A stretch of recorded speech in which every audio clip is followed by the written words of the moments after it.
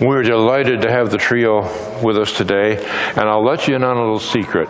Every Friday morning they rehearse right out here in the reception room. So if you want to sneak in,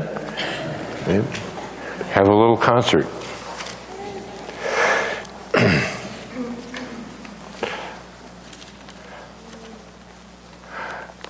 Our next reading is taken from the book of Exodus.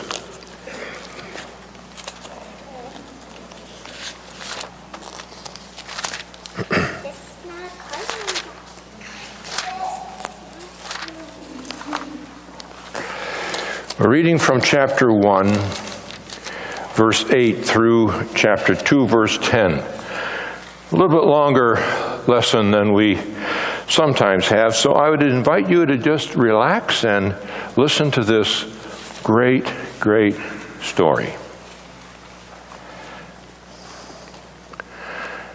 Now a new king arose over Egypt who did not know Joseph.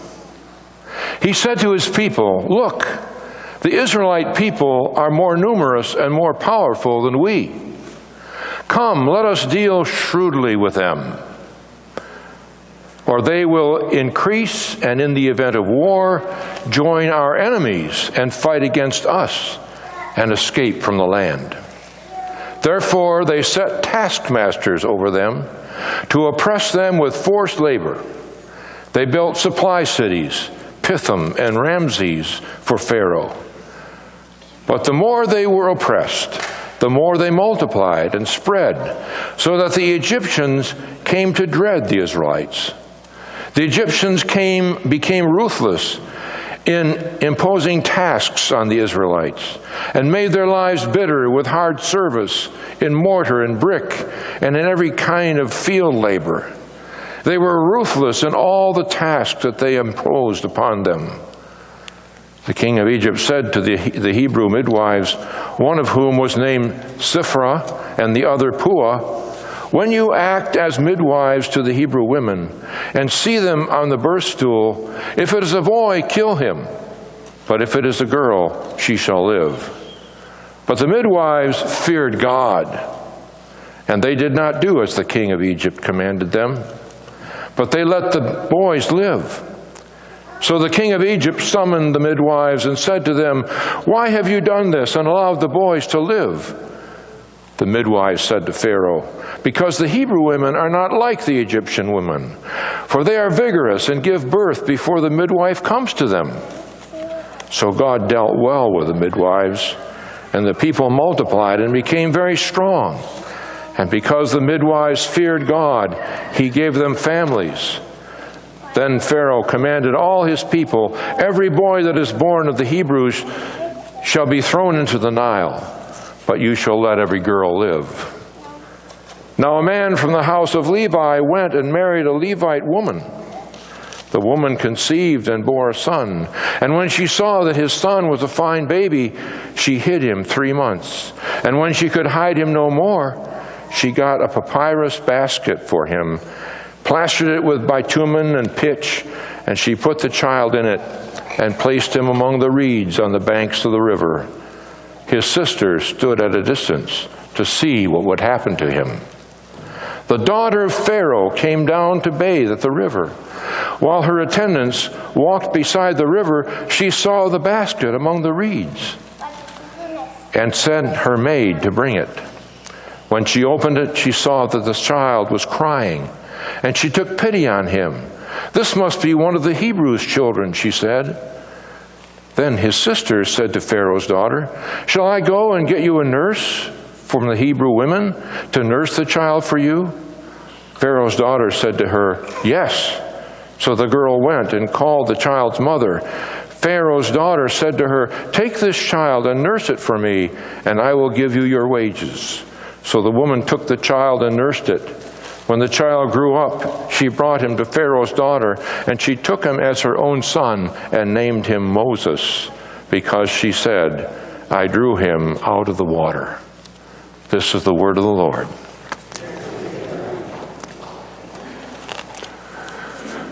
When I saw that this was one of the one of the readings for today, a lectionary reading, it drew me in. Here is a child born and raised under extremely difficult circumstances. And I began to think of the children coming into the world today and the kind of a world that we bring our children into. Some lands that are in war and chaos, and also in other lands, maybe like our own, where there are pitfalls and dangers that can entrap a child.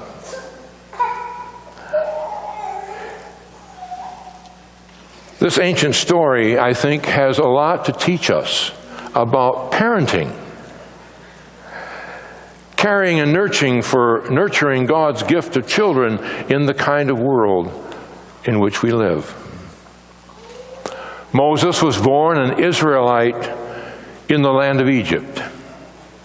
Israelites in Egypt at this time were oppressed, they were hated, they were feared people, just as certain cultural groups are feared and despised by some in our own society. They were an immigrant people. People looked upon with suspicion, spurred by the fear that they might take over our country, that they would take our jobs, control our government. It was a case of us versus them. Does it sound familiar? The solution? Enslave them. Put them down. Suppress them. Assign taskmasters over them. Make them a slave people. Make them work very hard. Break their spirits. Shorten their lives. Keep them from reproducing. But the oppression, as is often the case, makes them even stronger and more resilient and more populous. The ultimate solution? Extermination, genocide. But there's a glitch. It's the midwives. It's the midwives. These women who are called and whose profession is to be agents of life are now commanded to be agents of death. But they refuse to defy their vows of delivering and preserving life. Ziphrah and Puah. Now, there's a couple of names that you probably won't find very high on the list of suggested names for girls today. Ziphrah and Puah. And yet, what names of honor. Matrons of midwifery. Not likely to be found on any list of possible names. Yet, what names of honor they are. To me, these midwives represent one of the first requirements of parenting. Courage. It takes a lot of courage to be a parent in these times. Courage to stand for what is right, especially in the face of policies and practices that are life-threatening. Think of the courage it took to say, we will not do this. We will not participate in acts of violence in the name of national security. They risked their own lives for the lives of the mothers and infants under their care. It begs the question, in what ways are we modeling courage for our children? What standards of integrity, what passion for justice, what standards of fairness is witnessed by our children in our conversations and our actions? Courage. There are two more women who are in this picture obviously, mother, Jochebed was her name. There's another one that wouldn't be probably chosen for your children or grandchildren today, Jochebed. And his sister, and the sister Miriam. They devised a plan to save baby Moses from the king's roving murderers. And it's not just some fly-by-night plan. They have thought this through. They have been observant.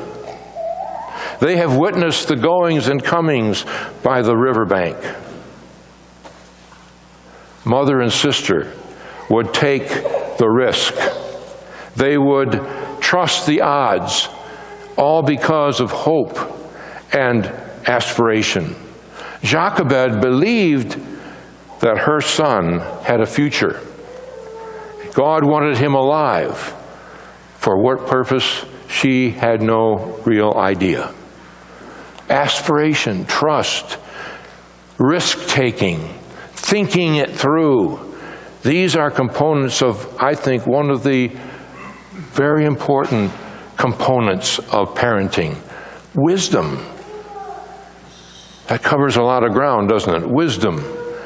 To provide our children's future, we need the gift of wisdom. We need discernment as to what freedoms and what boundaries to set. Given the accessibility of our kids today to social media, how do we, as wise parents, control and set boundaries? We need a lot of wisdom. The other person in this story, also a woman, without whose actions the story would never have been told or have the ending that it did. Pharaoh's daughter, the princess. What motivates her? Was it a kind of fleeting infatuation? Oh, here's this little child, sort of like a new puppy. Oh, he's so cute. Can we keep him? It wasn't that kind of feeling. The writer says she saw the child, he was crying, she took pity on him. This must be one of the Hebrews' children, she said. And verse 10 says she took him as her own son. She adopted him. One of the Hebrews' children. Pharaoh's daughter, I think, represents another essential for parenting, compassion. It probably goes without saying that you cannot be a true parent without compassion. Compassion is feeling what another person is feeling and acting in their behalf. She took pity on him. It was a kind of giving of self that compels one to offer the very best of care, no matter that he's one of the Hebrews' children. Compassion looks beyond that which is familiar and that we might feel to be the acceptable people.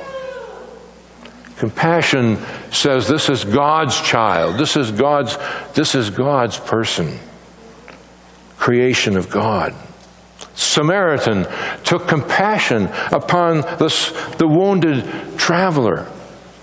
Jesus took pity on the sick, no matter who they were. He had compassion for the multitudes who had no food. A good parent will offer the very best of himself or herself for the well-being of our children. And we will model compassion for all God's children of every race and of every culture. We will teach compassion as a way of life through our words and our example.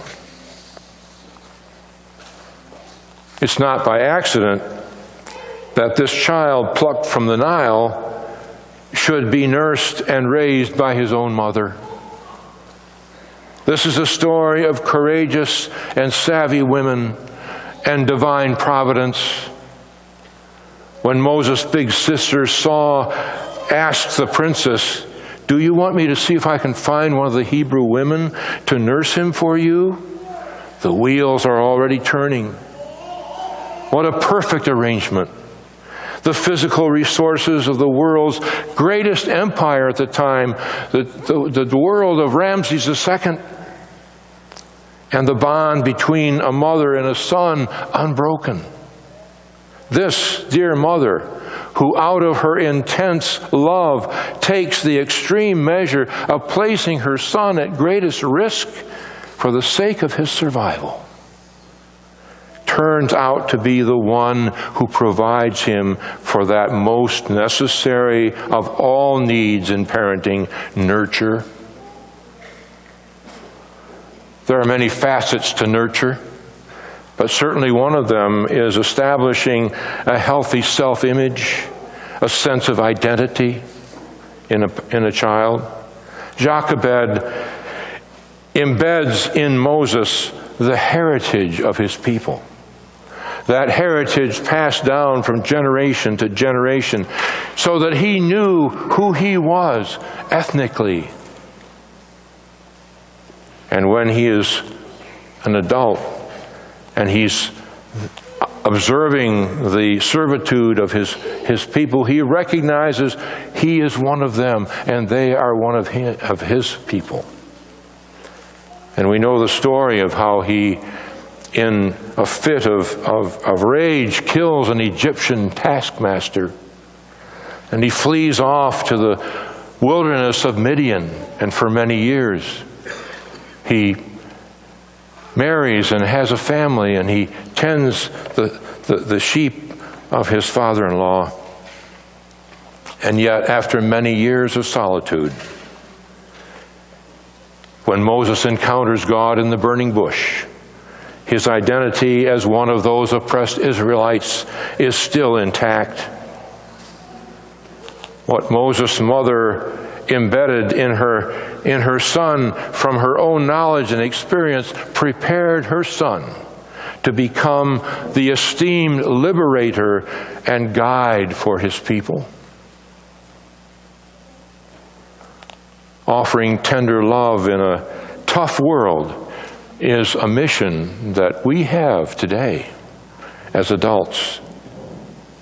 As parents, teachers, adults of all ages and positions, we are privileged to provide a role model of courage and integrity and compassion and wisdom and justice. The heritage, the identity that we instill in those who follow us is tied to this faith that we embrace, this heritage, this place of worship and service and learning, this book that we hold dear, that guides us and inspires us as it defines who we are as God's beloved people. That's given to us to carry on and to instill in those who follow us.